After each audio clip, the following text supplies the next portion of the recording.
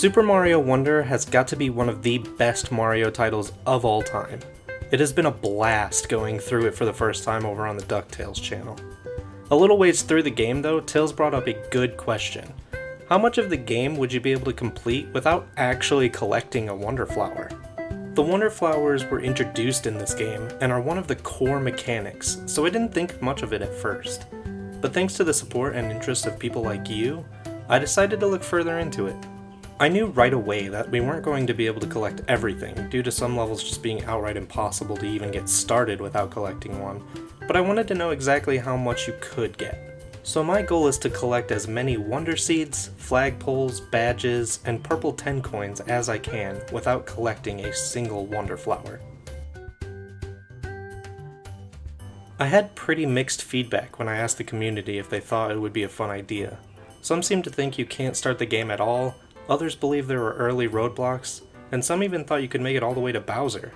So I had no idea what to expect starting up, and right away in the first level, I thought it was going to force us to grab one, since this little cutscene plays.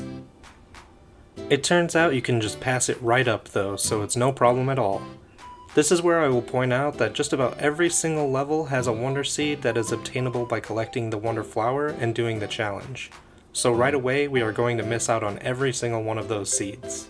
So from this point on, I'm only going to mention a specific level if there is something else that the Wonder Flower prevents us from getting.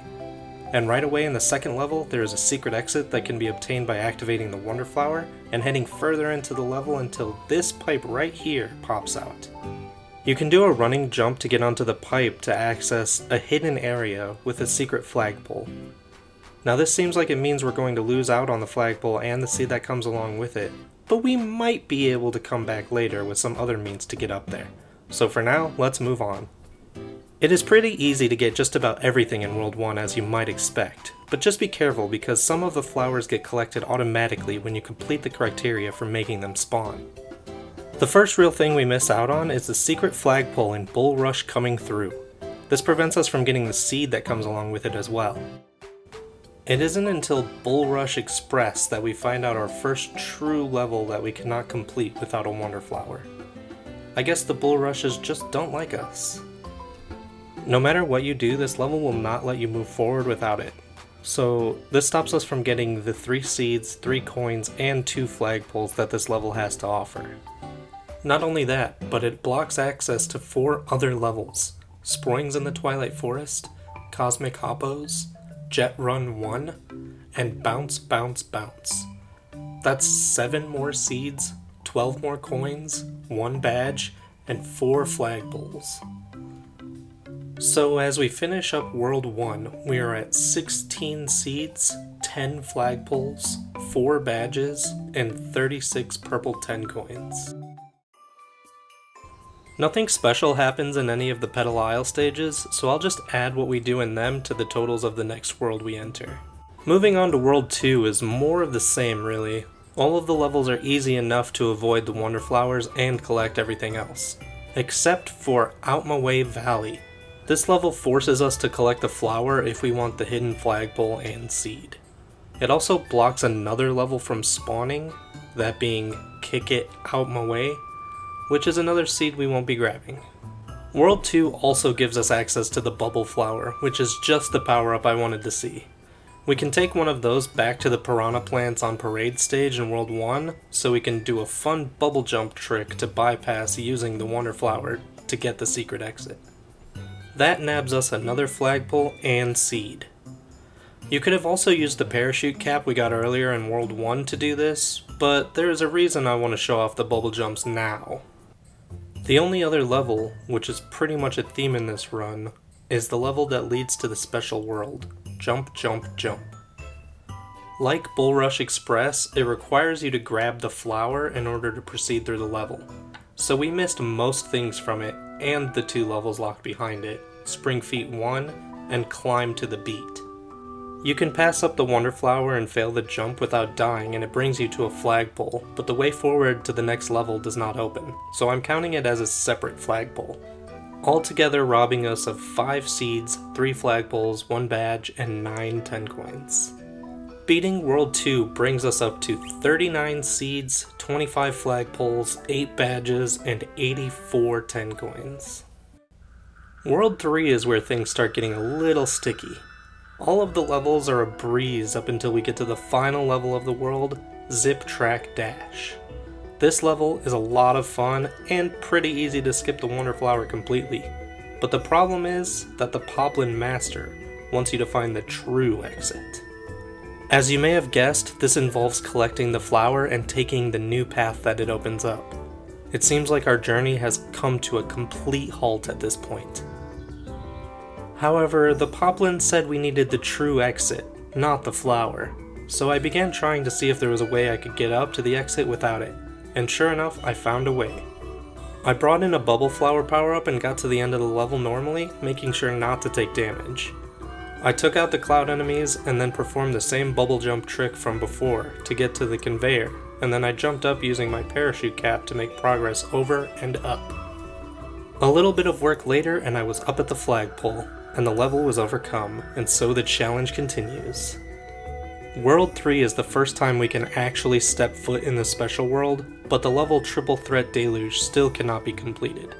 This time it is only one level, so we're only losing out on 2 seeds, 3 coins, and 1 flagpole.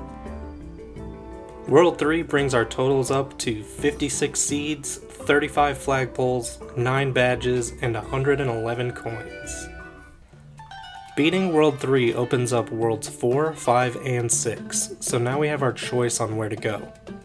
I decided to first clean up what I could of the Petal Isles, nabbing us 8 more seeds, 5 flagpoles, 1 badge, and 21 more coins. It also gave us access to another special world stage, Way of the Goomba, but sadly, just like all the other special world stages, we could not beat it without grabbing the flower. So that's 2 more seeds, a flagpole, and 3 coins we won't be getting. Moving on to World 4, we still don't run into much resistance. There is a level Ninja Jump Party behind the Sandfall that we cannot do. Other than that, all the levels here are done just fine. Secrets of Sheva Mansion has a secret exit, but even that is not blocked behind a flower, so we open up everything to the secret world. Of course, we cannot do the secret world level, Pole Block a Lure, but we finish up the rest of this world and move on. Our totals are now sitting at 89 seeds, 52 flagpoles, 13 badges, and 171 coins. We have 2 worlds left, and as a minor spoiler of what's to come, we will be skipping World 5 and leaving it for last. So on to World 6. We can also beat this world, but for the first time we run into a situation where we don't have enough seeds to open up some of the levels. It costs 25 seeds to unlock Jet Run 2, so we will have to lose out on going there. This level leads to 2 other levels, Invisibility 2 and Spring Feet 2, and the special world level, Solar Roller, which means we won't get 5 seeds, 4 flagpoles, and 12 coins. World 6 brings our totals for everything up to this point up to 108 seeds, 63 flagpoles, 15 badges, and 207 10 coins. The last world to tackle before getting to head into the Bowser Castle area is World 5, and this is where things stop being easy. The first few levels are easy as always, but once we get to Wubba Ruins, that all changes. Much like in World 3 with Zip Track Dash, this level wants you to find the true exit. And again, it wants you to use the Wonder Flower to achieve this. Near the false exit to the area, if you have the flower which changes you into a creature that can stick to walls and ceilings, you can just slide your way across and get to your exit. But we don't want to grab the flower, so we have to come up with something else. And I have just the thing. If we equip the boosting spin jump badge and make sure to bring a drill power up with us, we can just sneak our way under, make a few wall jumps, and reach the exit. This world can't stop us now. At least that's what I would say, except the next roadblock comes at us quickly. Swaying Ruins. We can pick up all the coins and make it to the end, no problem, but this is yet another level in which you must find the true exit. And sadly, this time, I wasn't able to find a way to bypass this one. So that means this is where the run ends. We cannot get to the final Royal Seed, we cannot get to the rest of the Special World levels, we cannot access Bowser's final area, we cannot beat the man himself. Which means there's quite a bit we miss out on. But it was a good run, so let's see exactly how much we did manage to get. By my count, we end with 118 Wonder Seeds, 71 flagpoles, 16 badges, and 228 purple 10 coins. Honestly, not as bad as I thought. For being one of the main new mechanics of the game, I assumed it would be forced upon us a lot more than it was. It was a lot of fun and it even made me learn a few tricks, so all in all it was a great time. If you feel like you know a way past Swaying Ruins, or you think I missed something, please respectfully let me know. I'm always looking for fun new challenges like this in games too, so if you have one you'd like to see me try, just leave it in the comments. I'd also appreciate it if you got this far for you to leave the video a like and perhaps consider subscribing. Thank you so much for watching, and I hope you have a wonderful day.